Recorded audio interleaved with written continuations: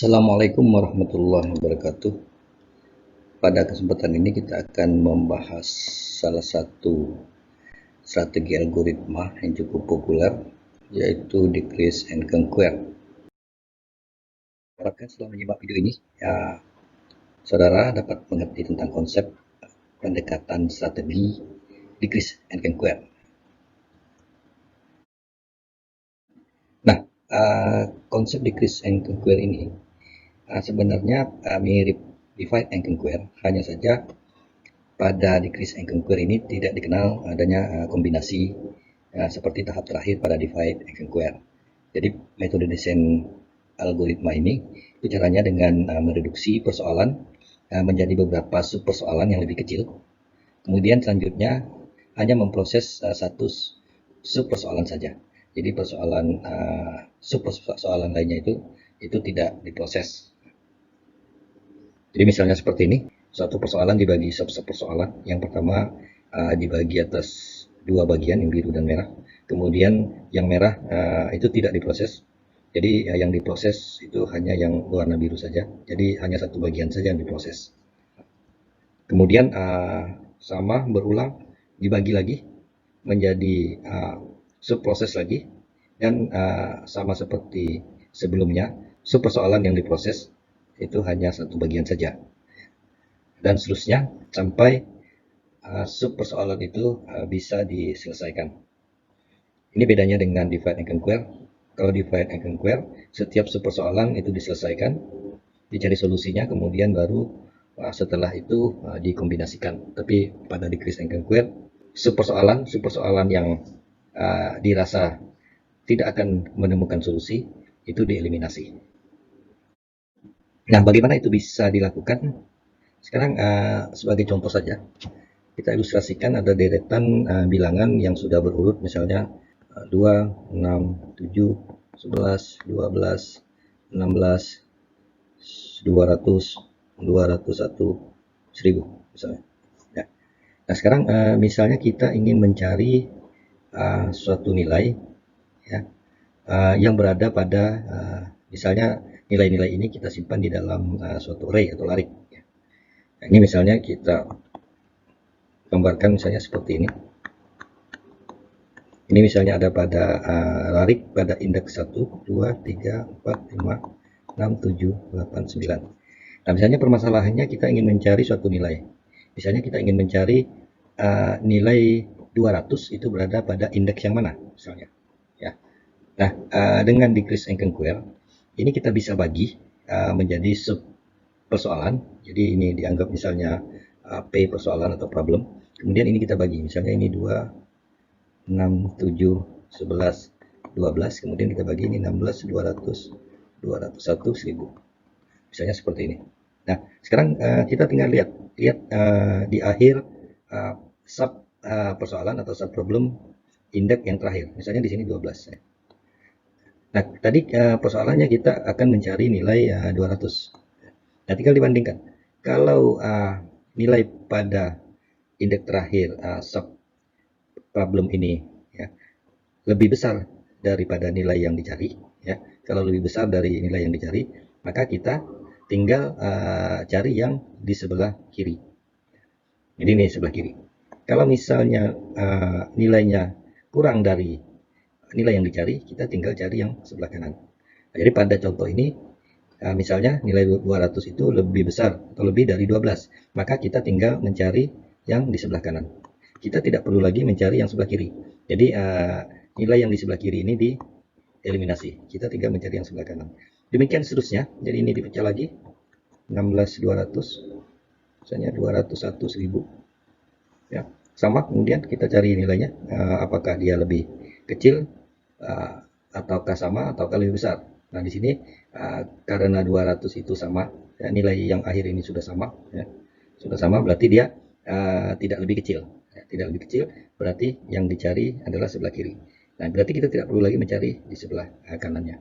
Nah, ini ilustrasinya mengapa cara ini bisa dilakukan dengan tidak mencari di seluruh array, tapi dengan cara mengeliminasi pada bagian-bagian yang diperkirakan nilai tersebut tidak mungkin ada. Contoh yang lain, ya, misalnya kita punya sejumlah koin. Ya. Kita punya sejumlah koin. Ini misalnya ada 1, 2, 3, 4, ada 8 koin. Ya, ada 8 koin. Misalnya di permasalahannya ada sebuah koin palsu. Ya. Ada sebuah koin palsu yang berada di antara 8 koin ini. Ya. Uh, Ukuran bentuknya persis sama. Jadi kita tidak bisa melihat dengan mata kepala mana yang palsu dan mana yang asli. Uh, Misalnya yang koin yang palsu ini memiliki berat yang lebih ringan daripada koin yang asli misalnya. Jadi berat koin palsu itu misalnya kurang dari berat koin asli. Nah, di sini kita tahu bahwa dari 8 koin ini ada 7 koin yang asli, ada 1 yang palsu. Nah, bagaimana cara kita memecahkan masalah ini?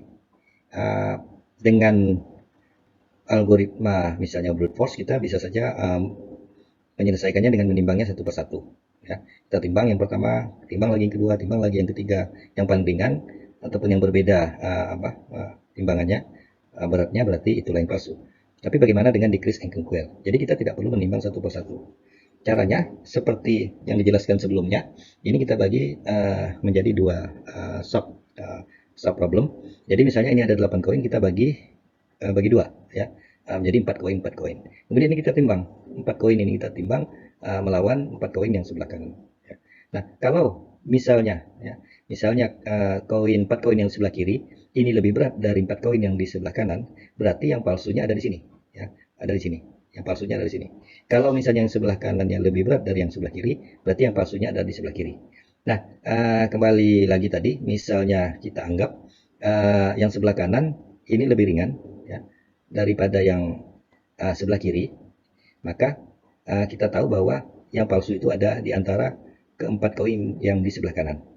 Berarti ini tidak perlu lagi ditimbang. Nah, langkah kedua tinggal ini dibagi lagi, dibagi dua, koinnya dibagi dua. Kemudian ditimbang lagi, misalnya ini lebih berat yang sebelah kanan, misalnya, berarti yang palsunya ada di antara dua koin yang di sebelah kanan. Nah, tinggal yang terakhir ya tinggal ditimbang, yang mana yang lebih berat. Yang lebih berat berarti yang asli. Ya, misalnya yang sebelah kiri itu lebih ringan daripada yang di sebelah kanan, yang berarti koin inilah yang palsu. Nah, itu kira-kira konsep decrease and conquer. Nah, jadi tahapan dari strategi decrease and conquer ini itu hanya ada dua. Yang pertama, sesuai dengan namanya, decrease, ya, itu artinya mereduksi persoalan menjadi beberapa persoalan yang lebih kecil. Biasanya dibagi dua, ya, biasanya dibagi dua sub persoalan. Jadi seperti tadi contohnya dibagi dua, kemudian dibagi dua terus, ya, sampai solusi bisa dipecahkan dengan persoalan yang paling kecil. Nah, kemudian tahap yang kedua, conquer, ya, memproses hanya satu sub persoalan saja. Ya, ini dilakukan terus seperti tadi secara rekursif. Nah, ya, dibagi, kemudian bagian yang memungkinkan diproses, yang tidak mungkin itu tidak diproses. Dibagi lagi, proses lagi bagian yang memungkinkan, kemudian eliminasi bagian yang tidak memungkinkan. Demikian seterusnya, itu bisa dilakukan secara rekursif. Nah, pendekatan strategi decrease and conquer ini ada 3 varian. Yang pertama biasa disebut dengan decrease by constant. Itu artinya ukuran instan persoalan direduksi sebesar konstanta yang sama setiap iterasi algoritma. Jadi setiap iterasi, ya, itu direduksi atau dikurangi secara konstan. Nah, biasanya ya, konstantanya itu adalah 1. Jadi misalnya ukuran pertamanya 100, yang direduksi 1, berarti pada iterasi berikutnya jadi tinggal 99. Kemudian terus direduksi 1 lagi tinggal 98 dan seterusnya. Jadi mirip seperti brute force. Nah, yang kedua itu decrease by constant factor. Ini maksudnya ukuran instan persoalan direduksi sebesar faktor konstanta yang sama setiap iterasi algoritma. Faktor konstantanya itu biasanya 2. Nah, maksudnya itu yang direduksi sebesar faktor konstanta sama dengan 2 ini, itu maksudnya misalnya yang pertama persoalan kita punya 100 space atau ukurannya 100, itu dibagi 2, ya. Nah, faktor konstantanya sama dengan 2. Jadi tinggal 50-50. Nah, 50-nya direduksi atau dieliminasi tinggal 50. Kemudian 50 dibagi lagi jadi 25-25 dan seterusnya. Ini maksud dari decrease by constant factor.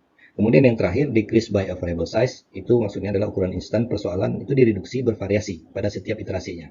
Jadi yang pertama misalnya ukurannya 100, pada iterasi yang pertama 70 30-nya dibuang tinggal 70, kemudian 70 dibagi menjadi 20 dengan 50, misalnya, kemudian 50-nya dibuang, 20 dibagi lagi, dan itu setiap setiap iterasi algoritmanya bervariasi ukurannya, itu yang dimaksud dengan decrease by variable size. Nanti masing-masing contohnya akan kita pelajari pada materi berikutnya. Penjelasan tentang decrease by constant tadi. Jadi yang pertama, misalnya ini ada beberapa sub problem, satu problem terdiri dari sub-sub. Kemudian yang direduksi itu cuma satu yang warna merah. Selanjutnya kurangi lagi satu, sampai dia memiliki sub problem yang paling minimal. Ya. Ini yang decrease by constant. Kemudian untuk yang decrease by constant factor, nah itu tadi. Ini ada misalnya sejumlah sub problem, itu tinggal dibagi dua. Dibagi dua, kemudian eliminasi yang tidak memungkinkan. Ini misalnya contohnya yang warna merah, ini dieliminasi. Tinggal yang warna biru dibagi dua lagi, ya. Kemudian dibagi dua lagi, terus sampai size dari sub problemnya itu sudah bisa dicari solusinya. Contoh yang ketiga, varian yang ketiga itu decrease by variable size. Nah, ini seperti yang sudah dijelaskan sebelumnya, bervariasi pada setiap iterasinya. Jadi misalnya yang pertama yang direduksi itu ada 3. Ini dibagi antara 2, 4, 7. Jadi ini 7, 3. Misalnya ini direduksi, kemudian tinggal 7, ini dibagi misalnya 5 dengan 2. 5 dengan 2. Ya. Nah, ini misalnya direduksi lagi, jadi tinggal 5. Misalnya 5 ini dibagi 4 dengan 1. Kemudian 4 itu misalnya 1 dengan 3. Dan seterusnya sampai yang terkecil. Nah, jadi setiap iterasi itu bervariasi, ya, tidak seperti yang pertama decrease by constant yang berkurang satu, atau yang kedua decrease by constant factor berkurang separuh. Ya. Mudah-mudahan konsep tentang pendekatan algoritma decrease and conquer ini bisa bermanfaat. Terima kasih. Assalamualaikum warahmatullahi wabarakatuh.